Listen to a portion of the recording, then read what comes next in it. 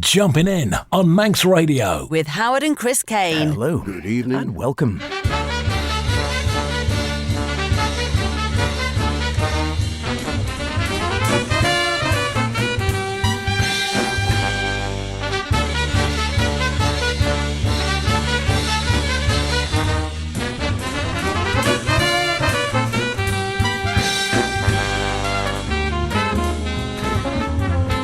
And it's that time once again, would you believe? That means it is 9 o'clock, it is on a Saturday night, we're in 2023, but it's still jumping in the best in modern and contemporary jazz with myself, H. And me, Chris. Yes, welcome along to this week's show. And whilst January may be the dry month as far as parties go, there has been no shortage of the wet stuff from the sky, often blown horizontally by a 50-mile-an-hour wind, so the perfect excuse to curl up in front of a nice warm radio for the next hour or so for some of the finest jazz sounds around. So, H, what has wet your whistle this week and blown you away, and what have you hung out to dry as an ill wind where nobody's blowing is any good? Aha, right, short and sweet, really. It's something I picked up recently, something I found recently, is something I lost. And for me, well, we're ruined, but not for the first time. We have some fun, we come to blows, and to start the ball rolling, we make an entrance with the Dave Slonaker Big Band and Intrada.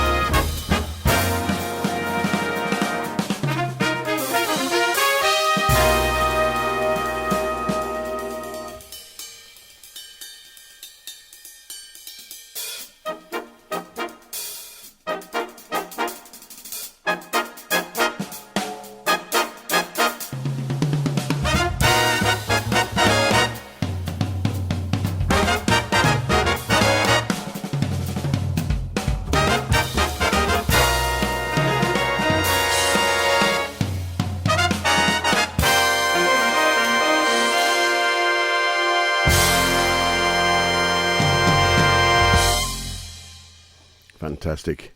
Entrada or entrance. Now, regular listeners will know I like to kick things off with a swinging big band, and this one is no exception. I came across the Dave Sloanacre Big Band by chance and really glad I gave them a listen. They recently released their second album, Convergency, which I discovered was 10 years after the first. Why the big gap?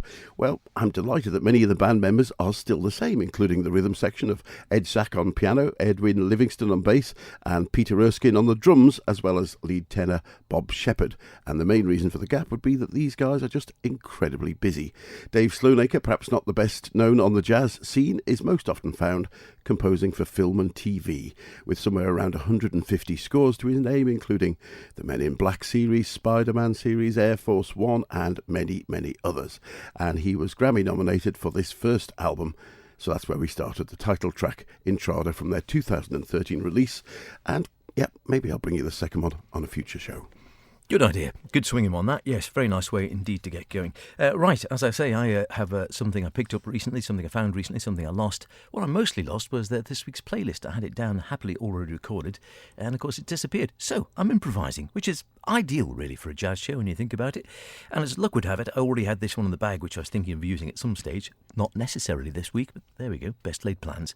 Which was something I picked up the last time I was down in the smoke. I know you were down in the smoke quite recently. But I dropped into one of our favourite haunts, and yeah, this one, Remember.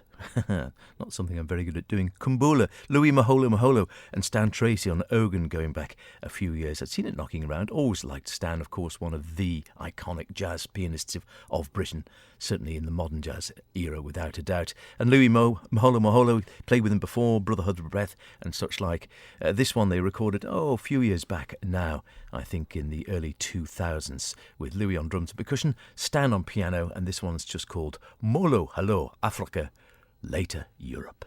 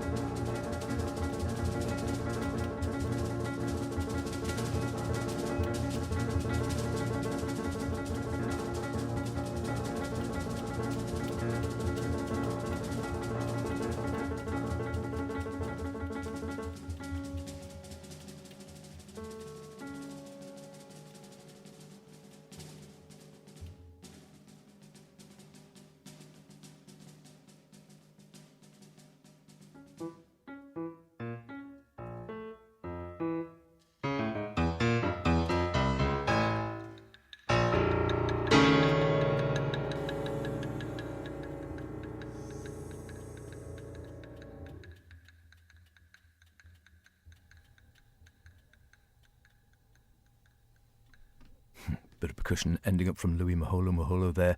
Unmistakably Stan Tracy at the keyboard. Never less than fascinating in these duos. 2004, they were recorded at Gateway Studios in Kingston. And yeah, Stan himself obviously no longer with us, but he said, before this session I hadn't played with Louis for over 30 years. And even then, not as a duo. So when I was asked to do this album, I was rather concerned as to how to approach the music. Come the moment, without discussion, we just started to play, and suddenly all felt very comfortable. Working with Louis was a pleasure and a joy. And pleasure and a joy to listen to it sort of 20 years on as well. Great stuff. Yeah, and he's still going strong at 82. And sadly, Stan, of course, no longer with us. I do believe I read somewhere that somebody else is going to be touring, doing a reproduction of the famous Under Milkwood. Yeah, you were right, and I can't remember who it is either. Someone is doing that. Be worth seeing. Have to look it up. It would be worth seeing indeed. Now, you'll also know how much we like ECM records on this show, having brought you an alphabet's worth of artists as a previous feature. And we were discussing classic releases and that sound only last week. Well, I think recently they've been very much back on form with their current batch. Not that they ever really lost it, but the latest release from the young Dutch pianist Wolfert Brederode, Ruins and Remains, is a reflective suite of miniatures in a very, very esoteric, restful mood, commemorating 100 years since the end of World War I. Released last year, here's Ruins 2.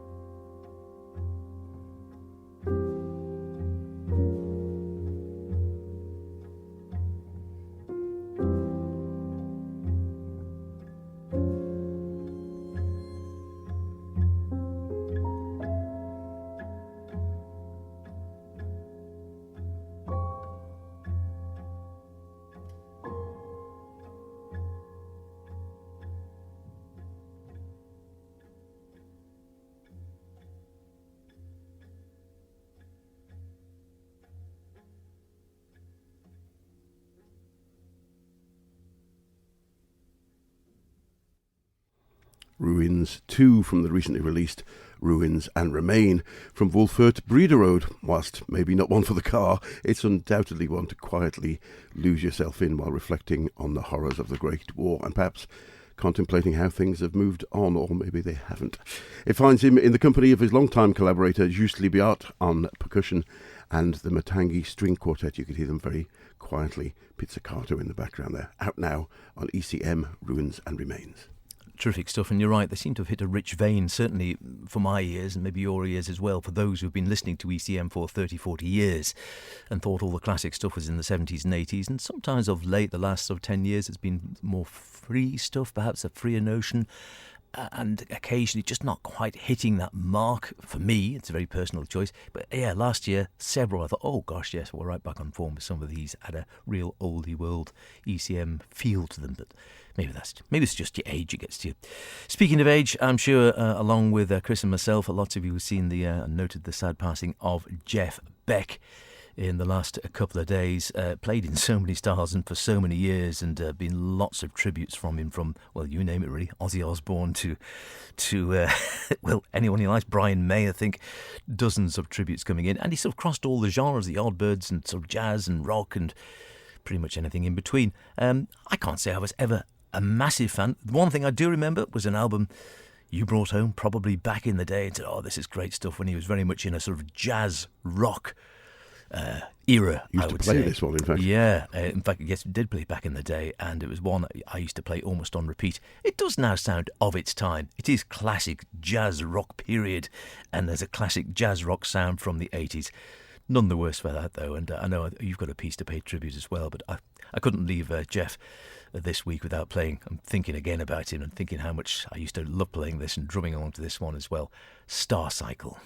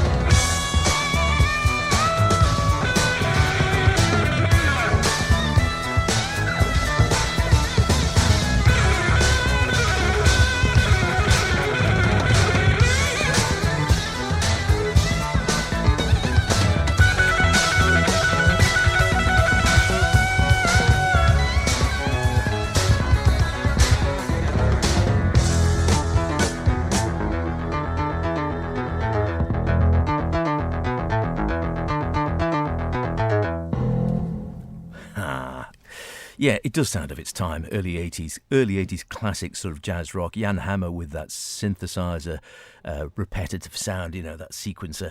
Yes, it does sort of date it to a degree. However, it is what it is, isn't it? Great stuff. Used to love that piece. Now, it's still actually listening to it now in the studio. The two of us were bopping around, a bit of air guitar going around, a bit of air drumming. Great stuff. And I think that was just the two of them there and back, the album. I think the third or fourth in that sort of series with him, with the sort of Jan Hammer group. And I know you've got another piece coming up again. Without a doubt, an innovative guitar player, wonderful guitar player, and he's going to be a sad loss to so many people, but again, so many albums as you can remember his great talent on. Funny, he's featured on YouTube in lots and lots of places, not least at Ronnie Scott's at a great gig last year, which I did have the opportunity to go to, but couldn't get away. Did have access to a ticket, but couldn't make it. But if you look again, last year there's a concert on his tour playing with Jan Hammer somewhere in Hollywood, I think. And Jan hasn't aged quite so well, it has to be said. He looked really old by comparison. Very sad and very vicious illness, unfortunately, took him one of us. He was a great classic car fan as well, a big hot rodder, and he built nearly all of them himself, did the works, got his hands dirty.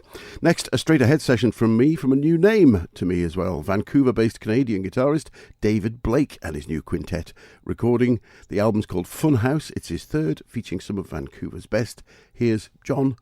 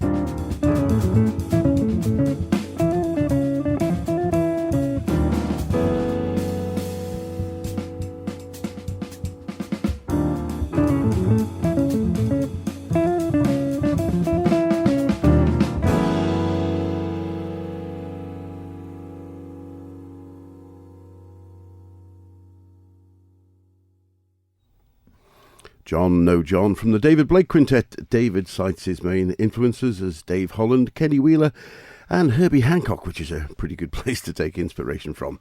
We heard Thad Bailey May on trumpet, Brad Turner on the piano, Conrad Good on the bass, Bernie Arai on the drums, and of course David Blake on the guitar. Definitely one to watch. Most certainly is, and you are listening, of course, to Jumpin In, the best in modern and contemporary jazz here on Manx Radio. And this is John O'Gallagher with the Anton Webern Project.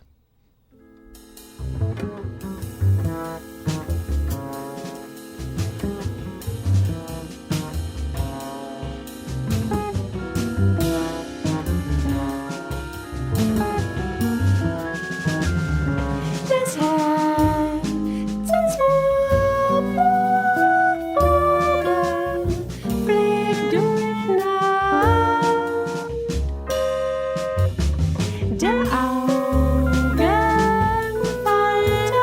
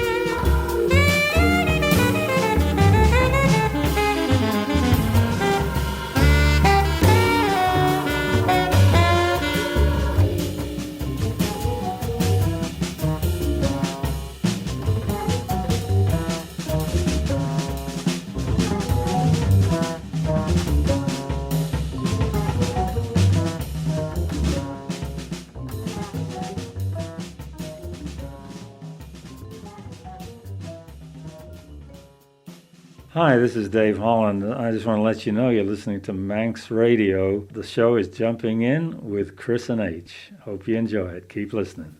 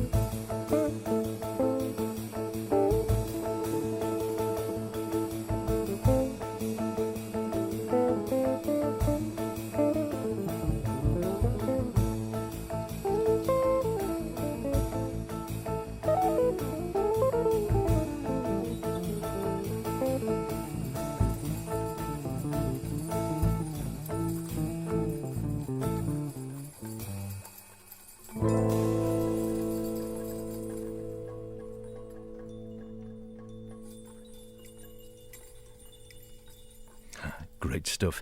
That was the found one, Pat Metheny with Orchestrion, an album which came out quite a few years back. That marvellous machine he had where it was like a sort of giant Wurlitzer organ with Pat playing along with it. Amazing stuff. I lost the album for years. I found it when I was tidying up just before Christmas and played it. I thought, gosh, it's really good. I enjoyed that. So I thought I'd give it a spin. Before that, John O'Gallagher from his 2013 album, The Anton Webern Project, featuring John, of course, on alto, along with the likes of Pete McCann on guitar, Tyson Sori drums, and we heard a bit of Magre Grebovitz on the voice as well. We had a couple of mates who went to see Orchestrion. Unfortunately, there was a power cut the night they went and they ended up playing an acoustic set, but there we are. That's the way it goes. And as H said earlier on, of course, we needed to say our heartfelt goodbye to one of the world's greatest guitarists. Just aged 78, he was still regularly touring, but sad to say, passed away last Tuesday. This, his signature tune, and part of all his shows for many years, was the Stevie Wonder composed tune, Because We've Ended as Lovers, taken from his 1975 award-winning release, Blow by Blow, produced by Beatles producer George Martin, and his first all-instrumental release. Here he is with Max Middleton on Rhodes, Phil Chen on bass, and Richard Bailey on drums.